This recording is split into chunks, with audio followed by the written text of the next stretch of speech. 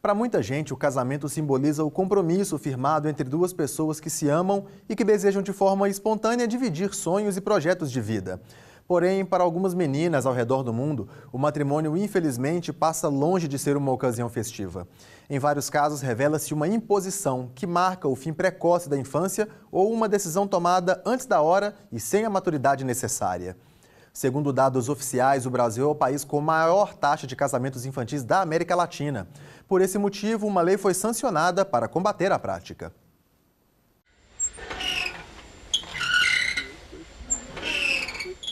Uma pesquisa da ONU, Organização das Nações Unidas, aponta que 36% das mulheres se casam antes dos 18 anos no país. Segundo especialistas, isso pode ser prejudicial ao desenvolvimento de crianças e adolescentes. Este juiz já julgou um processo que tratava do casamento de uma menina de 15 anos e acabou não autorizando a união.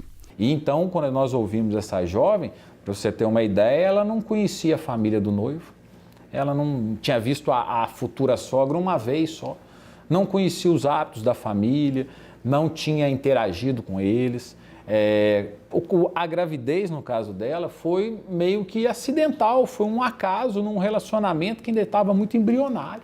Esta psicóloga explica que a adolescência é uma fase complexa e as responsabilidades de um casamento não são compatíveis com essa faixa etária. Então, o adolescente ele vai precisar fazer um trabalho de elaboração das figuras de cuidado, né, as figuras paternas que ele teve, para que ele possa conseguir se relacionar com outras pessoas, né, de forma amorosa, né?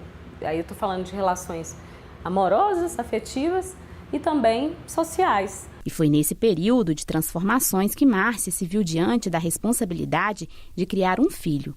Ela engravidou aos 15 anos e oficializou o casamento aos 16. Eu sou de uma família bem tradicional, assim, meus pais também se casaram muito novos. E quando eu me vi grávida, a única alternativa que meu pai deu era ou casava ou casava. E na verdade, até engraçado que ele queria que eu me casasse, tinha que casar na igreja e casar também no cartório.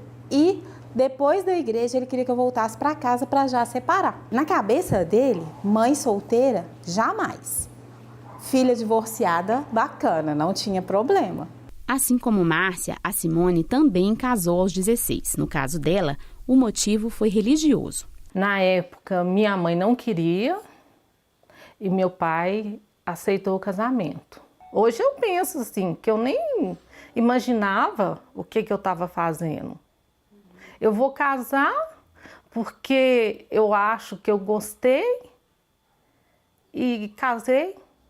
Casos assim são uma realidade no Brasil. O país é o quarto do mundo no total de casamentos envolvendo crianças e adolescentes. São quase 900 mil uniões por ano.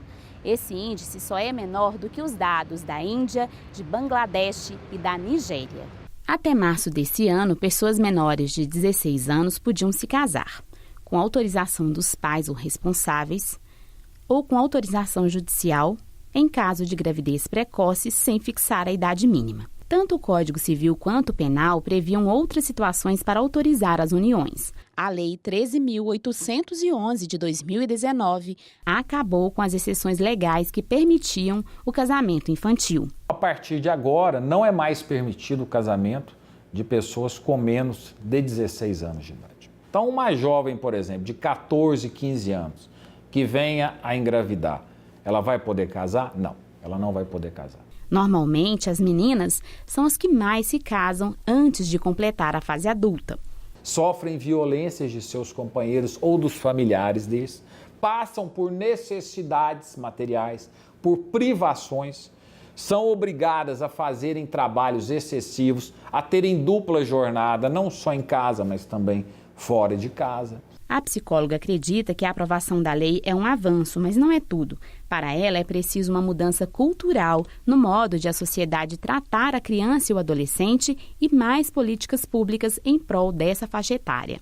Pensando nos direitos das crianças, dos adolescentes, E também pensando que o casamento infantil é uma forma de violência e que a aprovação dessa lei é uma forma, né, é uma oportunidade da gente pensar em como que a gente está cuidando dessas crianças, desses adolescentes. O que a gente precisa fazer, né, pensando em políticas públicas mesmo, né, na área da educação, da saúde, no cuidado psíquico, emocional dessas crianças e desses adolescentes para que eles tenham outras alternativas para a vida deles. De acordo com a pesquisa apresentada pela ONU, a ameaça aos direitos essenciais é um dos principais males do casamento infantil.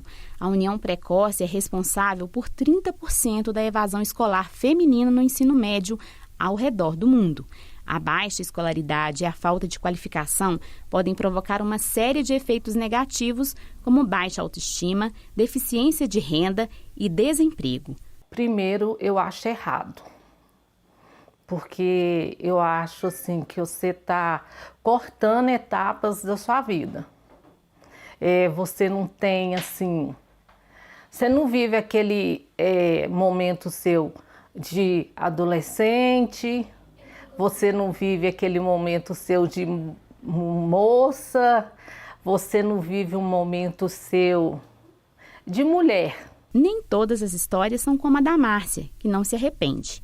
Apesar de se casar bem nova, ela e o marido estão juntos até hoje e têm 2 filhos.